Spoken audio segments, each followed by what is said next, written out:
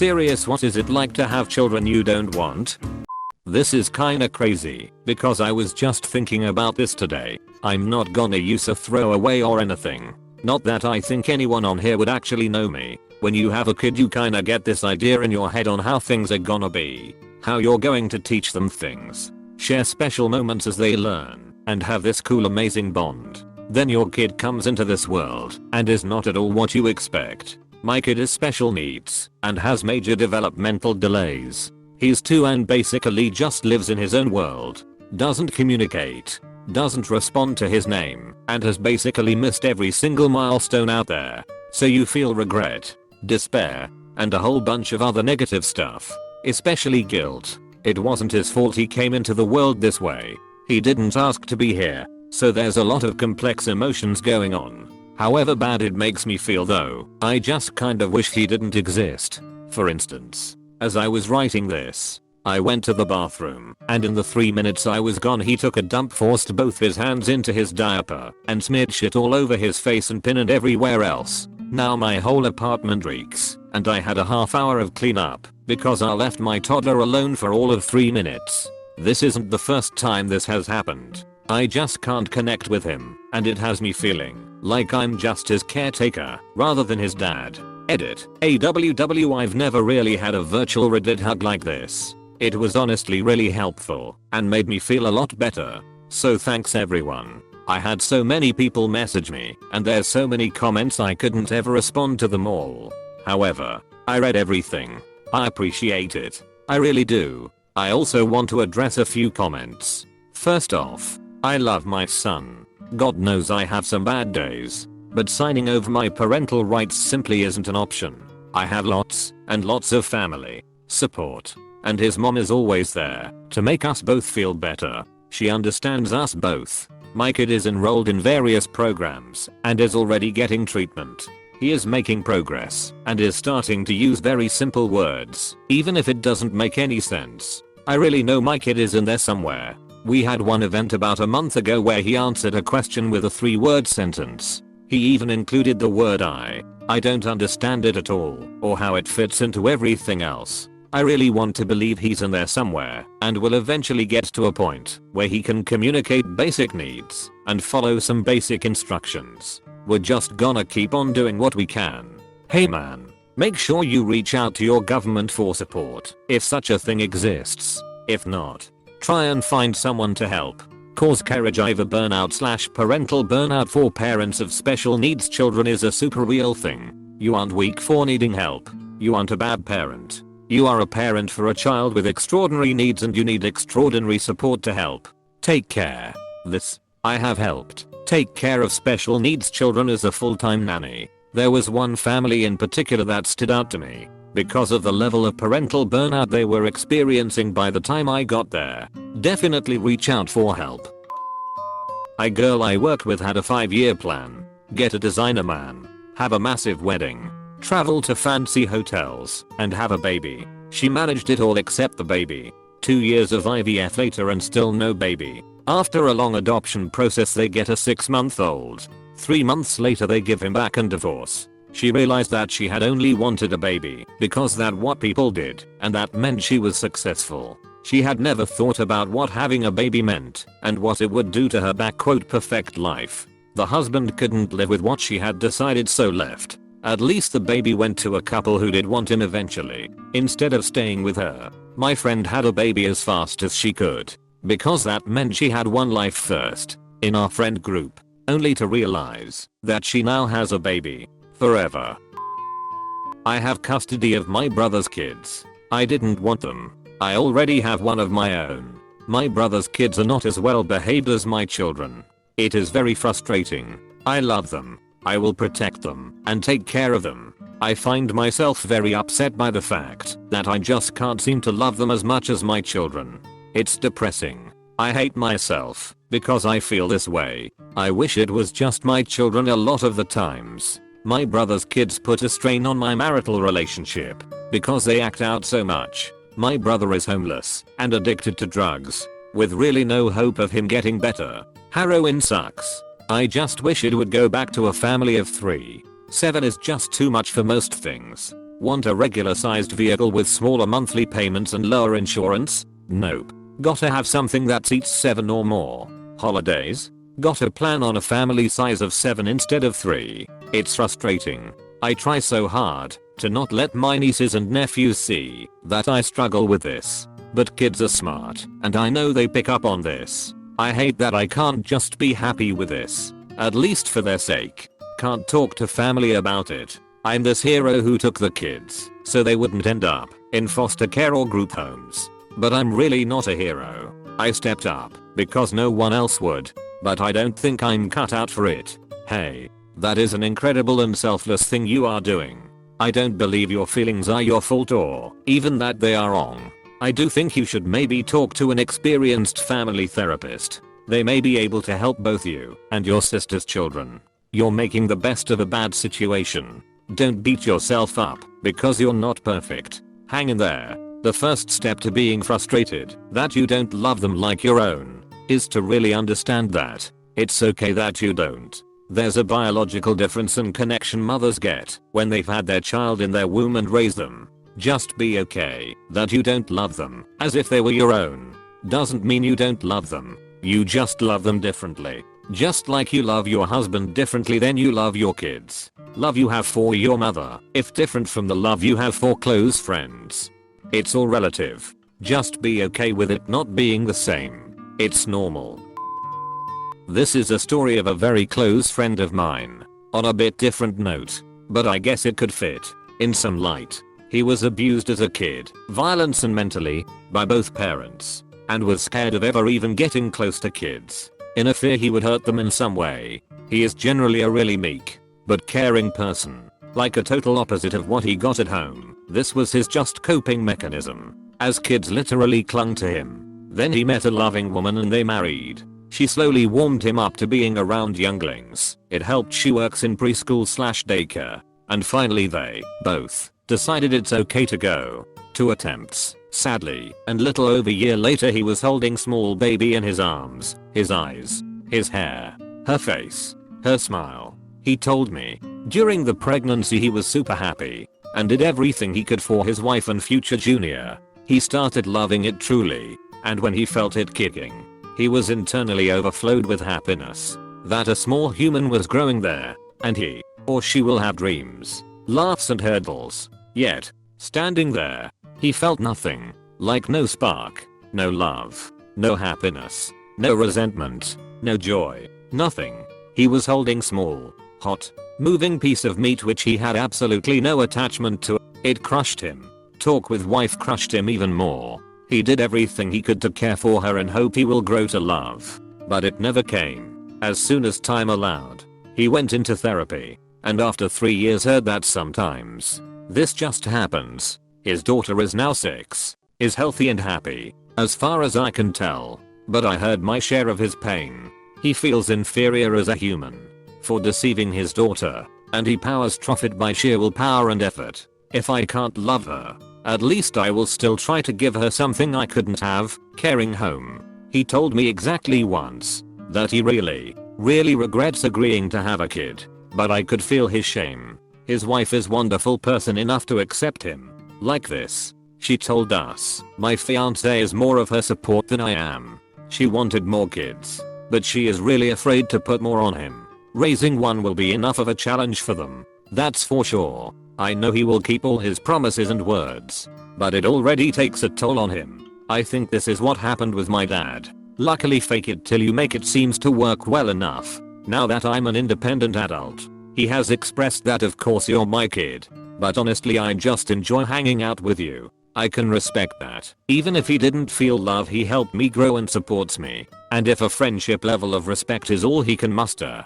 I know that's not my fault. I think your friend and his kid will probably be okay. Love isn't a light switch that you suddenly feel. Love is a process. It takes time and work. He's doing that work. Media and hype around kids is built up to stupid levels and leaves many parents with feelings of inadequacy. Lots of parents, especially dads, struggle with this. Pregnant mothers have a bit more time to come to terms with the fact they have a child, and hormones to back it up. It often doesn't feel real for dads, many parents, until months or sometimes even a couple years after their kid is born. Sometimes you just need to get out of your head and stop worrying about what you're supposed to feel. Take care of your child. Make them feel loved. That's all that you need to do. I was a nanny for a lady who really didn't want children, but needed up having 5 because she loved her husband. Each of her pregnancies her medical condition got worse. With her youngest she had to be in the hospital for 2 months because she had so many kidney stones. Part of her condition is she produces kidney stones at a crazy rate, and they are air stones that have a hook on them. Her kidneys are also more like a sponge looking organ than kidney, that aren't functioning over 25%. She would give her life for those kids, even though she never wanted them. Shitty part, when the youngest was 2, her health was declining a lot, and her husband left her for a chick he just met because, and I quote, "I'm sick of you being sick. I miss those kids so much, and I miss her." She got full custody and has even better insurance now that her ex left her, and he pays huge in child support and alimony every month. I knew that was coming. She's sacrificing everything to keep him happy, and I thought, I bet he leaves her. So sad. Yep. He was a jackass and blamed everything on her because she didn't treat him properly. Mind you, her house was spotless. She cooked dinner every night and had about 2 to 4 doctor appointments almost daily, and drove and took 3 of the 5 kids to their private school 10 miles away. It set the tone for the rest of my life. One of those hindsight is 20/20 things. I honestly believe if I'd never had a kid, particularly as young and alone as I was in a very socially backwards area, I'd have made a lot more of myself. I know that could be taken as self-rationalization for lack of trying and failures, but I also know how I felt, how I have never bonded with my kid, and how both our lives could have been a lot better had I either waited to have her, or let another couple adopt her like I wanted, but was forced out of the choice. Unequivocally, a woman can do more for herself without a whole other human to birth and take care of. Doesn't sound like self-rationalization really. Not that that makes ya feel better, but maybe a little validating on your perception of the situation. I was conceived to replace a baby boy that died. My mom was so disappointed I was a girl. She forgot my name for a while, and now I have 2 middle names. I had a brother growing up who was favored by both my parents, but he really was amazing. He was my favorite too. He died 5 years ago in a motorcycle wreck, and I'm the least favorite. My mom admitted this freely. Also, I'm the last remaining child. Also, I don't care that my parents are disappointed that I was the one that survived. I've made myself who I want to be. I only talk to my dad occasionally, and my mom became an alcoholic because 2 of her kids died. I don't talk to her. Shrug. My life is separated from this, and I encourage other people to cut off the cancerous people, even if it's your parents. It's liberating. I appreciate this comment. I don't think my parents regretted having me, but they conceived me without learning how to make their marriage work, or addressing their psychological problems, and with expectations of me taking care of them when they got old.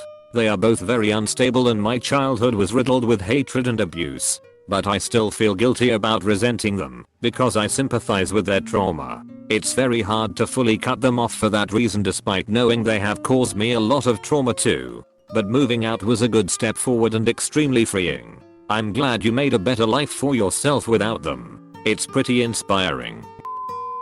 I know someone who was diagnosed with manuscript and had 5 kids because each pregnancy her manuscript got better. She was a terrible mother. No involvement with her kids. Imagine growing up and at some point you figure out you were a medical treatment your mother was using to not have manuscript episodes. How does pregnancy help manuscript exactly? I'm pretty sure that it's because manuscript is an autoimmune disease. When you're pregnant, your body's immune response drops, so you don't boot the baby, and it will ease the flares. Edit typo. Whoa, that is weird. I'm a kid to a mother with manuscript and hers got worse over the course of her pregnancy. I turned out completely normal, but she lost the ability to walk for about 10 years. Pregnancy does actually unpredictable things to the immune system. I was diagnosed with asthma for the first time in my life during pregnancy, and although my allergies to our cat, woman Emily, went into complete overdrive during pregnancy, the allergist I saw said pregnancy is like that because of the changes in immunity. Some have no change. Some get better, and some get worse. It's like having some guests at your house that never get around to leave for years. But you must take care of them to avoid getting into trouble and judged by others. The good old it's like taking care of a drunk midget for 12 years. Then a hungover guy for 6 more years. And, hopefully, he goes to rehab and gains independence. Talking to a kid about what they did when they were little is exactly like talking to a drunk who had a blackout. OMG, do you remember when you covered yourself in paint and ran around naked? No, you totally did. Apostrophe. My mom just forgot we existed and had another baby to keep her happy. I have 10 siblings. I grew up 8 of 9 kids. My oldest sister was responsible for raising each and every one of us. To this day she resents our mom for stealing her childhood. My sister has told us stories where as newborns we'd cry and my mom refused to get up and get us. She waited until my sister, who was a full-time student, to get up and take care of us while my mom just continued to lay in bed. My mom knew she could continue to collect welfare as long as she had children in the house, so she prolonged her welfare dependence by having so many children. I hope your sister escaped and is leading the life she wants. As big brother and father of 3 brothers and 1 sister, you never escape. You lost so much that your life feels strange. A lot of things PPL do in teenagers and young age, like 20s, you never experience. So your life, if a mix of try things and feel strange if you do, can vouch. Fraternal father of 3 since age 12. I don't know if I fall into that category, but sometimes I feel like I do. I love my kids, and I'm told I'm a pretty good dad, and sometimes I enjoy it, but most of the time it's just draining. I explain it as being like an introvert at a party full of strangers. It's not that caring for kids is painful or whatnot. Just like talking to strangers isn't painful. It's just draining. It sucks the energy out of you, whether you're good at it or not. At a party, my goal is that the people I talk with feel heard and cared about and have fun, and that no one knows I'm secretly watching the clock waiting to leave. And with kids, my goal is that they're happy and engaged and feel loved and wanted and cared for, and don't think I'm counting the seconds to bedtime. But accomplishing that drains me. I understand that there are people out there who enjoy spending time with kids, just like there are people who enjoy talking to strangers, and suffice it to say I'm just not one of them. So I guess I want my kids. But what I really want is for my kids to magically be old enough that they are no longer draining, and for me to get my life back a little. I mean, I love them and I want them to be happy, and if anyone ever tried to take them from me, I would go to hell and back to prevent it. But when was the last time I took a bike ride? When was the last time I looked forward to the weekend rather than seeing it as an exhausting slog? When was the last time I went into Monday a little rested rather than just beaten down and exhausted? And, as importantly, when's the next time I'll get to do so? 5 years from now? 10? Will I be young enough to even enjoy it? So, I don't know if I'm in this category. Probably not. But I definitely do feel that way a lot more than I'd like. Now this is a taboo subject. People want to say anal sex is taboo, or drugs, or that sort of thing. No, this is the kind of topic that is actually taboo in our culture. Good question. This thread is reaffirming that I want to remain child free. So much same. A very close friend has 2 children, 6 and 2.5. But really because her husband wanted kids and she knew he'd leave her if she stood her ground on not wanting kids. She loves her kids with all her heart, but misses the life she could have had without them. Aside from work, just started her residency. All she does is being a mom. She has little to no time for her own hobbies anymore, and misses that a lot. I can't say if the kids notice that at their age, but I worry they might at some point. Or that she'll one day just crack and resent either her kids or her husband for taking that child-free life from her. This happened to a friend of a friend. She had the kids, and it created such resentment that her husband divorced her. So now she's got 2 kids she never really wanted. Either they split custody 50-50, and no husband that she did want. Yikes. The opposite happened with my uncle. They'd agreed no kids. She changed her mind and told everyone she'd convince him. Then when she couldn't, an accident happened. My uncle got snipped the day after he found out what had happened. But what's done is done. He chose to stay because he's a good guy and did his best. But you can't force love. And while his son, 38, appreciates everything his father's done for him, there is no love there. Everyone low-key resents everyone. And they just deal with each other. It's awful. And even worse, it was never a secret. My cousin grew up knowing what his mom did / how his dad felt. His mom told him. That's such a sucky thing on the mom's part. Like honestly, not sure about the details of the whole situation, but seriously? Tell your kid that their dad never wanted them, but you basically forced it to happen by having an accident / view 200 DMY. Home life is pretty similar, and it's pretty awful, bro, growing up as a child and knowing things like that children really shouldn't know. This is exactly what my mom did to me. My parents weren't married. I was an accident, and when my mom found out she was pregnant, they were broken up after a big fight. She told my dad, and they married because they felt obligated to. This was my mom's way of explaining why they were resentful of each other. But I guess she didn't realize that 10-year-old me ended up blaming myself for their failed marriage. I still kind of do at 18. If you are new to Tattletale TV, please subscribe. We have new videos every day. Stay tuned for more coming up next.